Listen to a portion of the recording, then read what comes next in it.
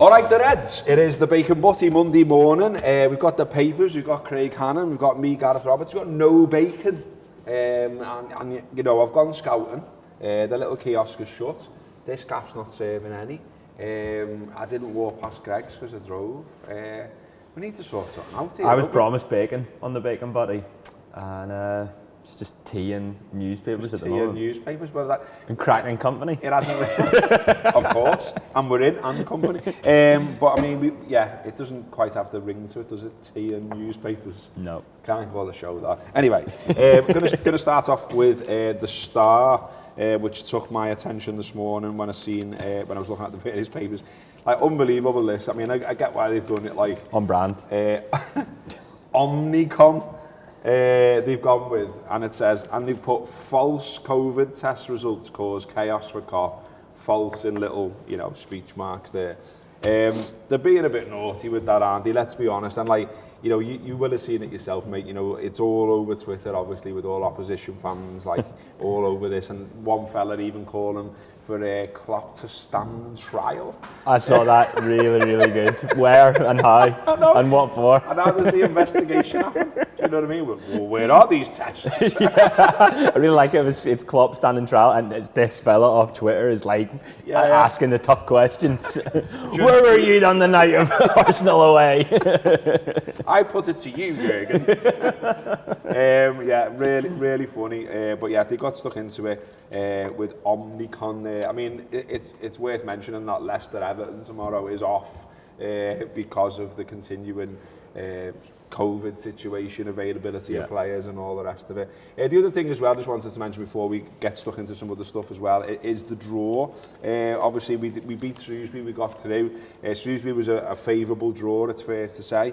And we've got another favourable draw, Cardiff City, 20th in the Championship. Brilliant. At Anfield. And it's nice, isn't it, to get games that we think we should win instead of being like, Chelsea, Everton, Man U, and, stuff like that we've had in the past. Yeah, definitely. I mean, one of the things I love most in football is well, first of all, draws, cup draws. I love it. But the FA Cup draw, I have no idea why. It just brings back a game with a lot of stuff. Old school. Old school. Brings back memories of like sitting down and watching it on the TV and everything. So when they walked back from the ground, I asked when's the draw, and someone said it's now. So we had it on the phone. It was brilliant. And yeah, like that's exactly the kind of draw we want, because I think one of the things that I noticed from yesterday was how many kids and how many people were able to take their kids to the game, and how much easier it was to access Anfield, and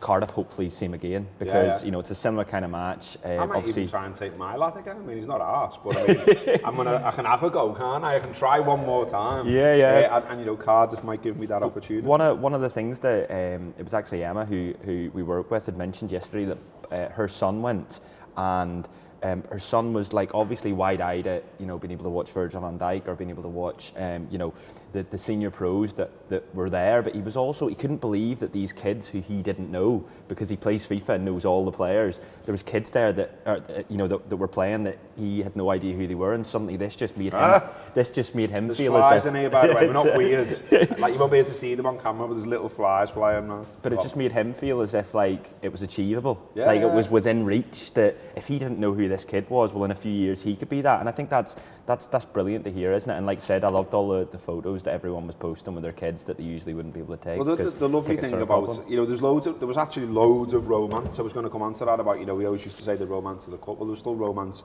this weekend. There was Tyler Morton, wasn't there, with Woltman? Yeah. Is that how you say his name? Yeah. Those two grew up together, didn't they, on the Whittle? Their dads go to the match together. Yeah. So like he was saying, I don't know if you see this interview where he was saying it was mad that I was literally passing to him, playing for the first team. Also, when you see him in the interview as well, you were like, wow, he's really young. Yeah, he is. Do you know what I mean? Like, you see them running around on the pitch and you're almost, I don't know, they don't seem that young, but when you see them getting interviewed, you're like, wow, you're actually just a And that's kid. I always think not to be too hard on these kids, because for instance, like, Woltman, found it difficult up top, I thought.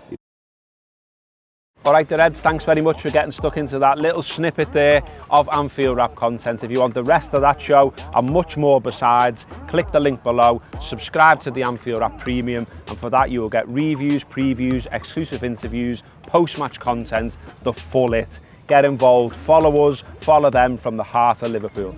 Up the Reds.